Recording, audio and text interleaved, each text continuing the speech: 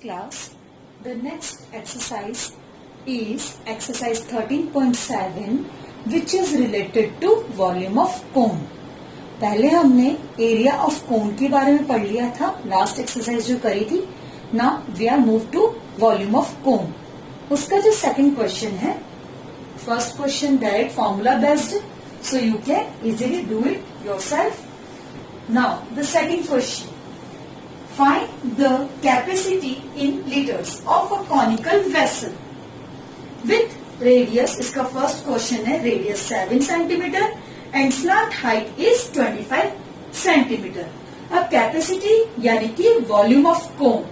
Volume of कोन का formula होता है 1/3 pi are square H.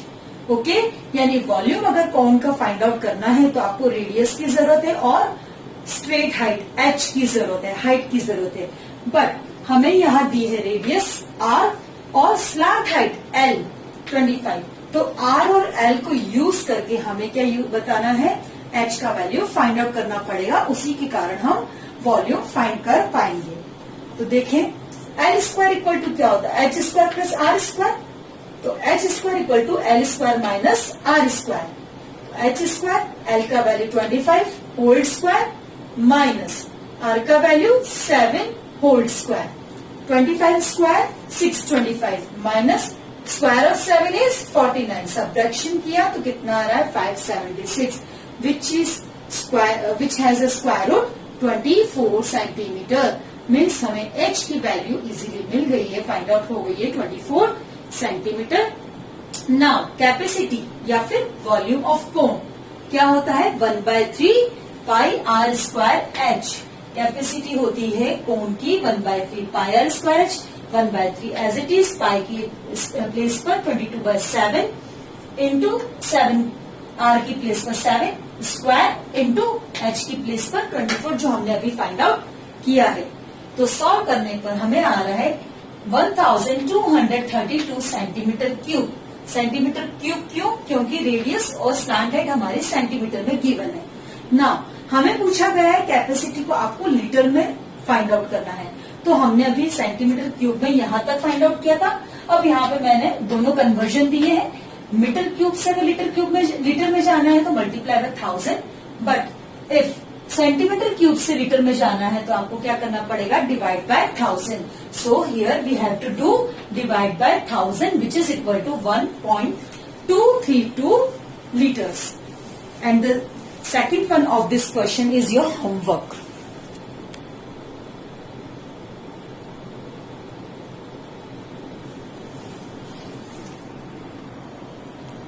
Yes, the next question is question number 5. In this question is a conical pit of top diameter 3.5 meter is 12 meter deep. What is the capacity? Okay. तो conical पिट है, पिट यानी खड्डा, कौन shape में है, conical पिट है जिसका diameter है, जो टॉप है, टॉप का डायमीटर कैसा है 3.5 मीटर और ये जो डीप है यानी कि इसकी जो अंदर से डीपनेस है जिसे हम एच भी बोल सकते हैं, कितना है 12 मीटर. तो आपको इसका कैपेसिटी फाइंड करना है. एज इट इज आपको डायमीटर से रेडियस फाइंड करना होगा और हाइट हमारे गिवन है. और कॉनिकल पिट की, कौन की जो कैपेसिटी होती है वो होती है 1/3 पाई आर स्क्वायर एच. सारी वैल्यूज हमें पुट करनी है तो we will found the answer is 38.5 metre cube when we put the all values in the formula. Yes, the next question is question number 7 which is a right angle triangle ABC. एक right angle triangle ABC है which with the side 5 centimeter, 12 centimeter and 13 centimeter. अब right angle triangle है तो biggest side को हमें कहाँ place करना है, जहां हाइपोथीनस है. ओके, तो 13 सेंटीमीटर प्लेस होगा हाइपोथीनस साइड पर. और 12 और 5 को कैसे अरेंज करना है उसके लिए हम पहले आगे क्वेश्चन समझ लेते हैं. Is revolve about the side 12 centimetre.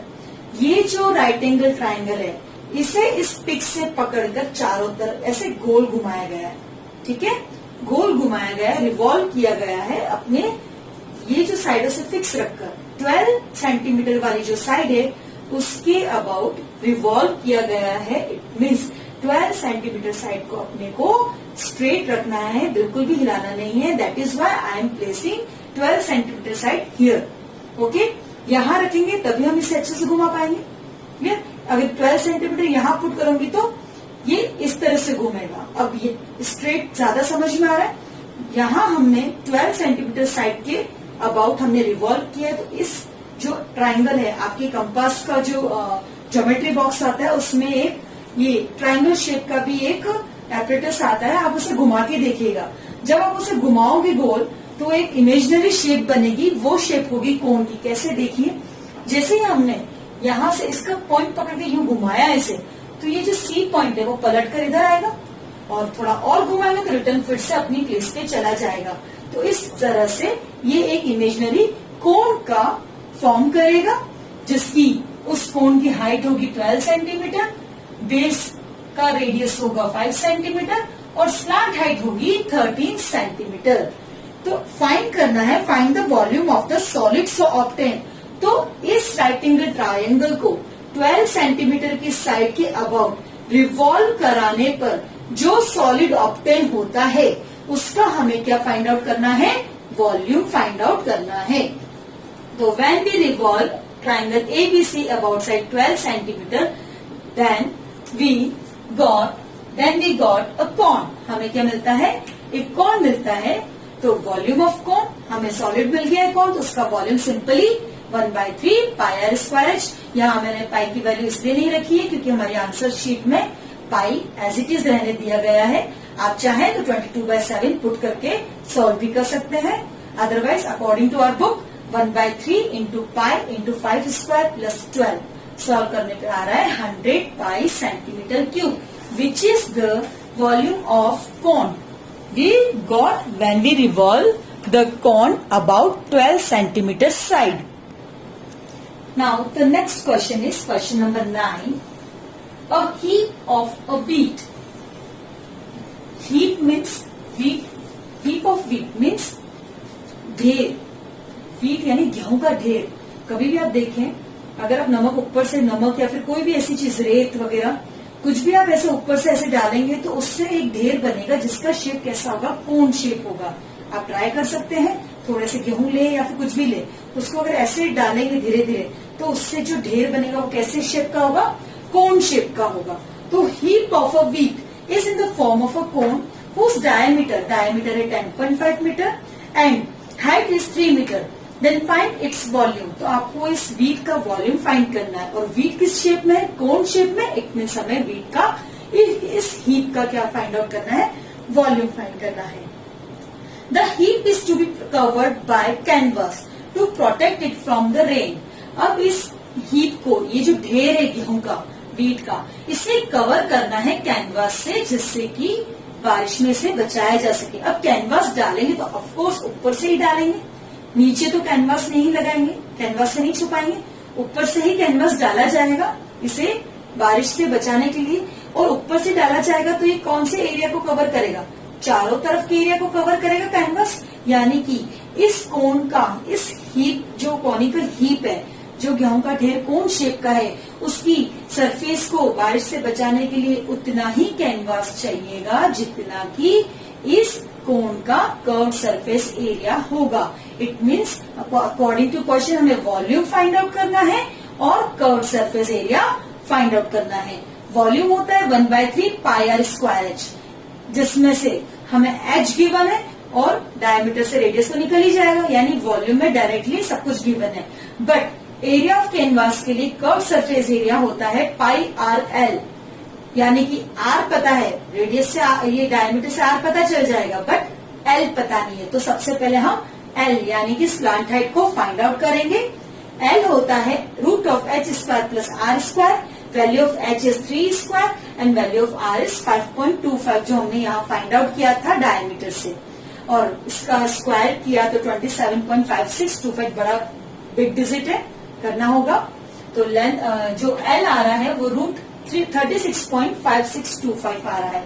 आप इसको चाहे तो अपना जो लॉन्ग डिवीजन मेथड है उसके थ्रू आप इजीली इसका रूट फाइंड आउट कर सकते हैं, इजीली आ जाएगा। तो L इज इक्वल्स टू कितना है 6.047, 3 डिजिट है। 47 को हमने क्या ले लिया 5 ले लिया है, 0. मतलब एज अ 47 को किसके करीब ले जाएंगे, राउंड ऑफ करते तो 47 का 50 कर देते राउंड ऑफ में एज इट इज। अगर हम चाहते तो यहाँ पे 50 लिख सकते थे, लेकिन बाद में डेसिमल के बाद में 0 को हटा सकते हैं, दैट इज वाई हमने लिखा है 6.05। देन वॉल्यूम ऑफ हीट और एरिया ऑफ कैनवास जो कि है कर्व सरफेस एरिया, इजीली हम फाइंड आउट कर सकते हैं। तो volume of heat 1/3 πr²h, values put करनी है और सॉल्यूशन फाइंड आउट करना है as it is. Curve surface area cone में भी πrl फॉर्मूला में वैल्यू r और l की पुट करके आपको इसका curve surface area find out करना है। क्लियर?